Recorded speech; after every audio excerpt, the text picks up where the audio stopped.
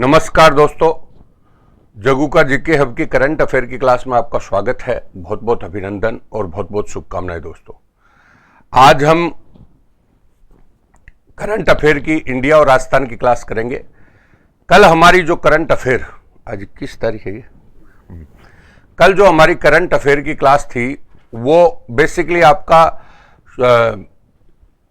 शिक्षा नीति के मुद्दे पर बात हुई थी। शिक्षा नीति के मुद्दे पर बात हुई थी, एजुकेशन पॉलिसी के मुद्दे पर बात हुई थी। और कल संयोग से हमने बात करी और उसी संयोग से कल क्या है कि एजुकेशन पॉलिसी पे भारत सरकार ने हरी झंडी भी दे दी। भारत सरकार ने क्या दे दी? हरी झंडी भी दे दी थी। तो इसके परिप्रेक्ष्य में भी वो चर्चित रहा था। तो कल का मुद्दा तो हम, और समय समय पर हम जो भी मुद्दा है, अब कई स्टूडेंट कहते हैं साहब मेरे परीक्षा में आएगा, लेकिन बीच बीच में करंट अफेयर में कुछ मुद्दे भी हम लेके आएंगे। जैसे कोई भी मुद्दा आ रहा है उस मुद्दे पर भी हम बात करेंगे। समझ गए क्या मेरी बात को? तो जिससे क्या होता है कि अच्छा आपको भी एक नॉलेज है, उसका विस्तार होता है, चीजें देखने को मिलती है कि साहब किस प्रकार से क्या होता है। तो बीच बीच में अब मेरा जो मानना है वो ये भी मानना है कि प्रत्येक सप्ताह में एक इश्यूज पर भी हम बात करेंगे। इश्यूज पे भी क्या है बात कर रहे हैं। बिल्कुल क्लियर है क्या? तो आपको ये भी ध्यान में रखना है। तो अब हम करंट अफेयर की क्लास में जा रहे हैं और अब आप आ जाइए। देखिएगा, राजस्थान की समसामयिकी पे बात कर रहे हैं। राजस्थान की समसामयिकी में पहला क्वेश्चन आपके स्क्रीन पर है। Smart city mission, smart city mission ranking के संबंध में सही नहीं है। स्मार्ट सिटी जो मिशन है उसकी रैंकिंग के परिप्रेक्ष्य में क्या सही नहीं है? पहला स्थान देश में आंध्र प्रदेश, झारखंड और राजस्थान का, मतलब आंध्र प्रदेश, झारखंड और राजस्थान का है। और दूसरा बी है जयपुर 42 से 36वें स्थान पे आ गया, उदयपुर 27 से 8वें स्थान पे आ गया, और कोटा 12 से 11वें स्थान पे आ गया, और अजमेर 18 से 29वें स्थान पे चला गया। 18 से 29वें स्थान पे चला गया। तो बोलिए, तो ये आपका क्वेश्चन आपके सामने स्मार्ट सिटी मिशन रैंकिंग के संबंध में। बोलिए। तो दोस्तों आपको बताना है, फौजदार आकाश करें लाइक करो भाइयों, और Kamal Kishore Baswal good morning, Naresh Reshwal, JRF Ishita like and share, Pooja Sharma सभी अपनी अटेंडेंस लगाएं, जेआरएफ इशिता कह रही है, और कमल बता रहा है ए, कमल बता रहा है ए, गीता ई बता रही है ई, कमल ए बता रहा है, ज्ञान सिंह ए बता रहा है, पृथ्वीराज भी ए बता रहा है, नवीनेंद्र शर्मा भी ए बता रहा है, नरेंद्र शर्मा ए बता रहा है, और ललित शर्मा ए बता रहा है, राहुल बी बता रहा है, पूजा ए, और पृथ्वीराज मीना जो हैं वो राजस्थान पर हैं। राजस्थान पर हैं, मेरे को पता नहीं। योगेश कुमार सैनी ए, और राहुल कुमार, कमल किशोर बसवाल ये सब ए बता रहे हैं। ठीक है, तो कुछ बी बता रहे थे लेकिन अधिकतर ए बता रहे हैं। अधिकतर क्या बता रहे हैं? ए। तो दोस्तों आपका बिल्कुल क्वेश्चन सही है। ये क्यों?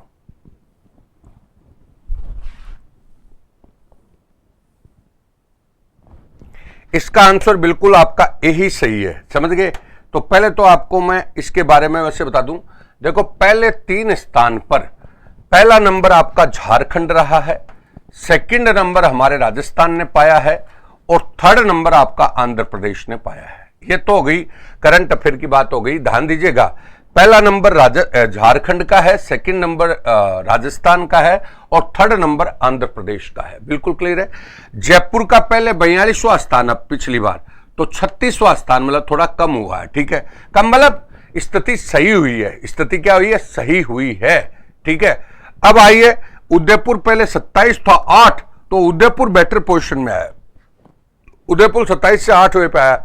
कोटा पहले 12 था, 1 अंक घटा है, और अजमेर की स्थिति सही नहीं, अजमेर बढ़ा है। अजमेर क्या हुआ है? बढ़ा है। बिल्कुल क्लियर है क्या? ये पोजीशन आपको दिखाई देनी चाहिए। तो सारी लोकेशन बता दी। अब इनमें से आपको कोई क्वेश्चन पूछे कि सबसे बेटर स्थिति इस रैंकिंग में किसकी रही, तो उदयपुर की रही। भाई सबसे बेटर स्थिति किसकी रही? उदयपुर की। सेकंड नंबर स्थिति आपकी कोटा की है, और थर्ड नंबर स्थिति आपकी किसकी है? अजमेर की है, बाद में आपके जयपुर की है। तो ये राजस्थान के परिप्रेक्ष्य में आ सकता है। बिल्कुल क्लियर है। अब मैं बोल रहा हूं स्मार्ट सिटी क्या है। तो देखिए, विश्व में पहला स्मार्ट सिटी दक्षिणी कोरिया में आया। दक्षिण कोरिया, ध्यान दीजिएगा, विश्व में पहला स्मार्ट सिटी कहां पर आया? दक्षिण कोरिया। भारत में स्मार्ट सिटी परियोजना, ध्यान दीजिएगा, स्मार्ट सिटी परियोजना भारत में तो भारत में स्मार्ट सिटी परियोजना 2015 में आई। 2015 में स्मार्ट सिटी परियोजना आई आ गया, और जिसमें पहला 100 स्मार्ट सिटी बनाने की बात हुई। कितने? 100 में से पहला था भुवनेश्वर उड़ीसा।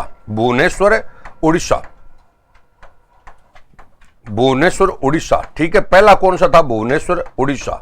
और सेकंड आपका था सोवा आपका शिलोंग मेघालय। ये लो, शिलोंग मेघालय हो गया सोवा। ठीक है, अब हम बोल रहे हैं 2015 स्मार्ट सिटी हो गया। अब आइए उसके बाद आपका राजस्थान में पहले राउंड में राजस्थान में टोटल है 4। पहले चरण में फर्स्ट चरण में 2 थे, जयपुर और उदयपुर, जयपुर एवं उदयपुर। ठीक है, और लास्ट सेकंड चरण में द्वितीय में आपके अजमेर और कोटा। अब ये दोस्तों एजे आपके पूरे नोट्स हो गए। देखिए ध्यान दीजिएगा, अब ये क्या है, देखिए पूरे नोट्स आपके सामने आपके आगे। मैंने क्या बोला? मैंने आपको बताया कि विश्व में सबसे पहले स्मार्ट सिटी दक्षिणी कोरिया में आया। दक्षिणी कोरिया में स्मार्ट सिटी परियोजना 2015 में आई, और जिसमें 100 स्मार्ट सिटी घोषित हुए थे। पहला स्मार्ट सिटी भुवनेश्वर उड़ीसा में आया था, जो फर्स्ट ग्रेड की परीक्षा में पूछा गया था।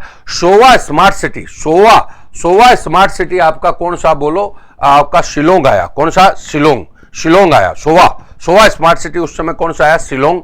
और शिलोंग वाला क्वेश्चन आपका किस में आ गया था? बोलो, शिलोंग वाला क्वेश्चन सोवा स्मार्ट सिटी आरएस में पूछा था। कौन सा? सोवा, उस समय सोवा स्मार्ट सिटी हो गया। अरे पूजा बता रही है 101 और 102वां, ये अभी इस रैंकिंग में शामिल नहीं है, अभी वो नया घोषित हुआ है। ठीक है, अब आया सोवा शिलांग और मेघालय में आ गया। राजस्थान में 4 स्मार्ट सिटी, जो अभी कॉलेज असिस्टेंट प्रोफेसर में भी पूछे थे। तो 4 स्मार्ट सिटी में पहला आपका पहले चरण में जयपुर और उदयपुर, और द्वितीय चरण में आपका अजमेर और कोटा। अब मैंने बोल रहा इस रैंकिंग में पहला स्थान देश में किसका है? झारखंड का। और सेकंड स्थान किसका है? राजस्थान का। थर्ड स्थान किसका है? आंध्र प्रदेश का। राजस्थान में सबसे बेस्ट पोजीशन आपकी किसकी है? उदयपुर की। बाद में किसकी है? कोटा की। बाद में किसकी है? अजमेर। और बाद में किसकी है? उदयपुर की। ये पूरा का पूरा एज ए स्मार्ट सिटी का टॉपिक हो गया। ये देखिए, तो आप स्क्रीनशॉट भी ले सकते हैं, देख सकते हैं। आ गया। अब आइए 2 नंबर पर, राज्य वित्त आयोग के सदस्य सचिव बनाए गए हैं। राज्य वित्त आयोग के सदस्य सचिव किसे बनाया गया है? तो सदस्य सचिव के बारे में बताइए। अशोक लाहोटी को, बन्ना लाल को, हेमंत शर्मा को, प्रद्युमन सिंह को। बोलिए, राज्य वित्त आयोग के सदस्य सचिव किसे बनाया गया है? तो अशोक लाहोटी, एक बन्ना लाल, एक हेमंत शर्मा, एक प्रद्युमन शर्मा। बोलिए जल्दी थोड़ा बताइए। Bharti Sharma good morning, Bharti Kumar good morning, Rakesh Sharma, जय श्री कृष्णा, नरेंद्र थैंक यू, और योगेश बी बता रहा है, तेजवीर सिंह बी बता रहा है, पूजा बी बता रही है, नरेंद्र शर्मा सी बता रहा है, पृथ्वीराज बी बता रहा है, शोभना भी बी, ज्ञान सिंह भी बी, भूपेंद्र डी, और विनोद बी, नवीन बी, और ये चंद्र मोहन बी, राम बाबू स्वामी। सर आरएस कब आ रही है? कोई पता नहीं है अभी, पहले 2018 निपटेगी, 2018 के निपटने के बाद ही कुछ तय होगा। हरफूल सिंह बी। राज्य वित्त आयोग के सदस्य सचिव बनाए गए हैं अशोक लाहोटी, बन्ना लाल, हेमंत शर्मा और कौन सा? प्रद्युमन सिंह। तो आप लोगों ने बताया, तो देखिए अपनी पहले बात हो चुकी है इसके ऊपर। तो देखिए अभी जो बनाए गए हैं वो कौन बनाए गए हैं? बन्ना लाल। सदस्य सचिव कौन बनाए गए? बन्ना लाल। ठीक है, तो राज्य वित्त आयोग पहले मैं बता चुका हूं पूरा, इसलिए ज्यादा नहीं बताऊंगा। राज्य वित्त आयोग पहला गठित हुआ था, प्रथम गठित हुआ था, वो कौन था? प्रथम गठित के गोयल। 1995 से 2000 तक का कार्यकाल था उसका। और उसके बाद अभी छठा वित्त आयोग, जिसका कार्यकाल रहेगा 2020 से 25 तक। और इसमें अध्यक्ष कौन बने हैं? प्रद्युमन सिंह। प्रद्युमन सिंह। अध्यक्ष कौन है? प्रद्युमन सिंह। और सदस्य सचिव बन्ना लाल।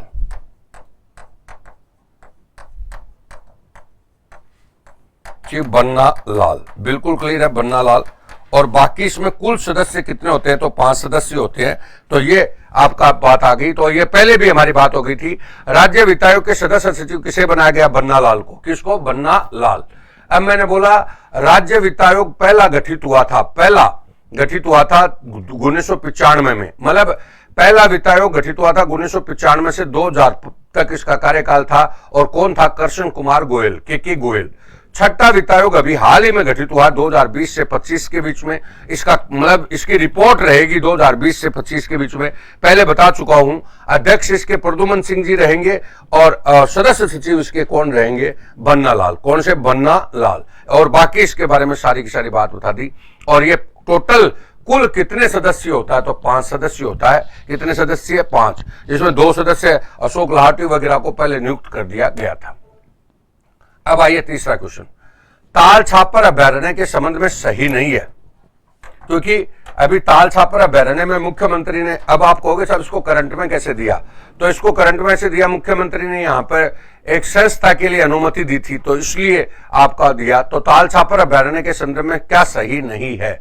तो काले हिरणों के लिए फेमस है, वहां पर नेचर पार्क है, वहां पर वन्य जीव प्रबंधन प्रशिक्षण संस्थान खुला है और उपयुक्त सभी। बोलिए। मीना ममता, नमस्कार।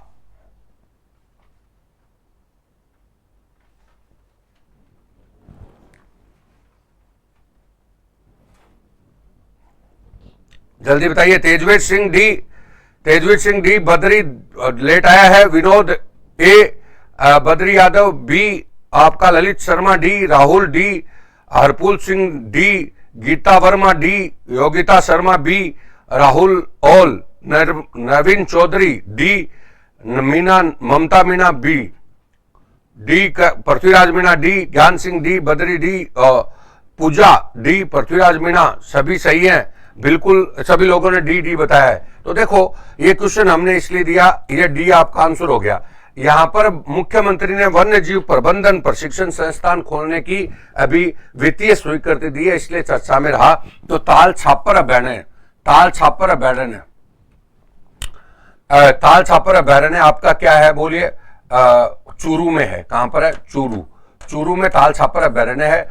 और यहां पर छापर ताल भी है, छापर ताल भी फेमस है। ताल छापर ताल था ना, छापर ताल भी है चूरू में। ये काले हिरणों के लिए फेमस है। किसके लिए? काले हिरण। यहाँ पे नेचर पार्क है और यहाँ पे हाल ही में वन्य जीव प्रबंधन प्रशिक्षण संस्थान के लिए अनुमति दी गई है। तो एक अभ्यारण्य के बारे में आपका पूरा कॉन्सेप्ट हो जाता है। तीसरा क्वेश्चन। चौथा आ जाइए। राज्य बजट 2020-21 में घोषित, मतलब राज्य बजट 2020-21 में घोषित स्कूटी योजना के संबंध में क्या सही नहीं है? अब धीरे धीरे जो बजट घोषित हुआ था उसका इम्प्लीमेंटेशन होगा। तो इम्प्लीमेंटेशन में वो सारी चीजें आएंगी कि भाई कौन सी किस किस को दिया गया। ठीक है। तो राज्य बजट 2021-22 में घोषित स्कूटी योजना के संबंध में सही नहीं है। अभी मुख्यमंत्री ने घोषणा किया, इसका स्वीकृति दी थी। ठीक है, वित्तीय स्वीकृति। तो देखो यह दिव्यांग छात्र छात्राओं और युवाओं के लिए है। इस योजना में 2000 स्कूटियों का वितरण किया जाएगा। यह स्कूल में पढ़ने वाले युवाओं के लिए है। इसमें कार्यस्थल आवागमन हेतु युवाओं के लिए प्रावधान है। बोलिए। राज्य बजट 2021-22 में घोषित स्कूटी योजना, इसमें क्या सही है नहीं है? तो आप बता रहे। तो परवीन मेवाल, प्रणाम, नमस्कार। Gyan Singh D, Mayuri Meena C, Anjali Sharma D, Kiran Choudhary D, Geeta Verma C, Narendra Sharma C, Parveen Yadav good morning, Priyanka D, Kishore Regar, Krishna Regar D, Vinod D. अब देखिए कल मैंने क्या कहा, जो बजट हमारा आया है उसका बजट का धीरे धीरे इंप्लीमेंटेशन आएगा, उसमें सरकार घोषित करेगी योजनाओं को। तो राज्य बजट में स्कूटी योजना किसके संबंध में दी गई है? तो सभी ने डी बता रहे, योगिता भी डी बता रही है, पूजा सैनी डी, नवीन चौधरी भी डी, और Tejveer Singh D D D D, सभी लोग डी बता रहे, पवन मीना सी बता रहा है। तो दोस्तों इसमें आपका अधिकांश का गलत है। ये एक्चुअली सी है जो पवन मीना अभी बता रहे थे, सी। कौन सा? सी। ये स्कूल में पढ़ने वाले युवाओं के लिए नहीं है, ये कॉलेज वालों के लिए, कॉलेज वालों के लिए है, ध्यान दीजिएगा।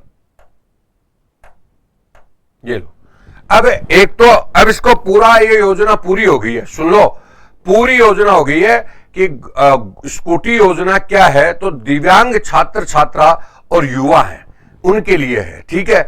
उसके बाद इसमें कॉलेज के युवाओं को शामिल किया गया है। साथ में कोई काम करता है, कहीं पर भी कार्यस्थल पर जाता है, तो उसके आवागमन के लिए 2000 स्कूटियों का देने का प्रावधान है। तो ये कॉलेज के युवाओं के लिए है। बद्री यादव बोल रहे हैं कि मम्मी की तबीयत, अच्छा, तो ध्यान रखना, अब भी ध्यान रखना, थोड़ा ध्यान रखना अब भी ठीक होने के बाद भी। अब देखिए, राज्य बजट में स्कूटी योजना, कौन सी स्कूटी? स्कूटी में आपको कॉलेज लगाना है, तो ये पूरी योजना आपके सामने आ गई है, ठीक है। तो ये दिव्यांग छात्र छात्राओं के लिए है, इसमें सब कुछ आ गया है, इसलिए मैं नहीं बता रहा आगे। विधायक गौतम मीणा की कोरोना से मौत हुई है, इनका संबंध कौन से क्षेत्र से था?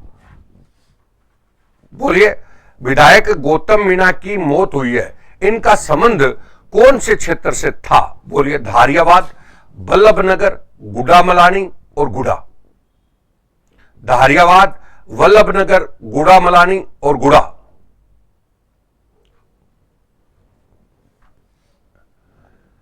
विधायक गौतम मीणा की कोरोना से मौत हुई है, इनका संबंध किससे था?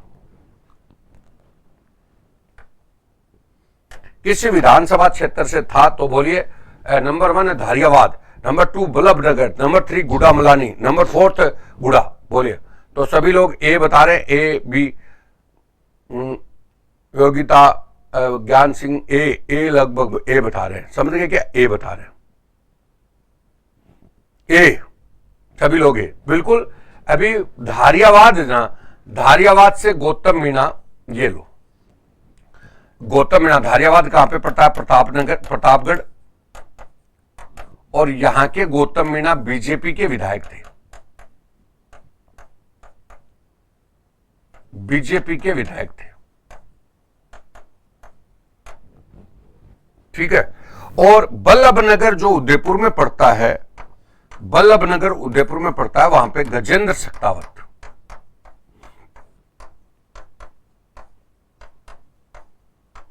ये निर्दलीय विधायक थे, ठीक है। अब वर्तमान में ये दोनों सीट ही खाली है,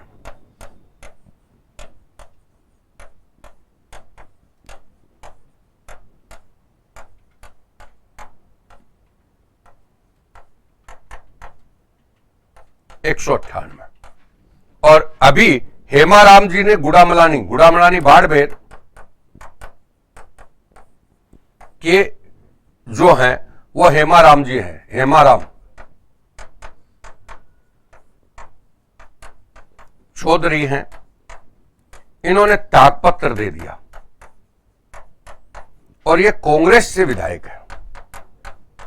तो ये वर्तमान राजनीति का एक हलचल है। वर्तमान राजनीति की क्या है हलचल? तो मैंने बोला विधायक गौतम मीणा की कोरोना से मौत हुई है। तो देखो, ये धारियावाद प्रतापगढ़ से बीजेपी के विधायक है, धारियावाद प्रतापगढ़ से बीजेपी के विधायक हैं, बिल्कुल क्लियर है। और इनकी मौत हुई है। तो एक इससे पहले वल्लभनगर उदयपुर के गजेंद्र सख्तावत थे। कौन थे? गजेंद्र सख्तावत,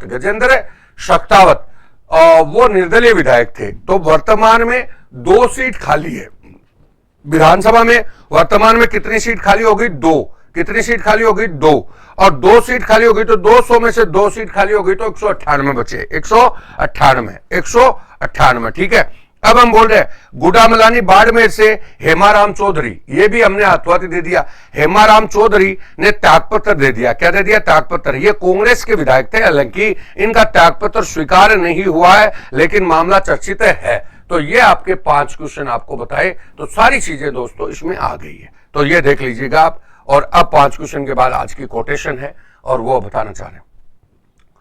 देखिए, मुंह पर कड़वा बोलने वाले लोग कभी धोखा नहीं देते। मुंह पर कड़वा बोलने वाले लोग कभी धोखा नहीं देते, क्योंकि मैंने अक्सर मीठे बोलने वालों को वक्त के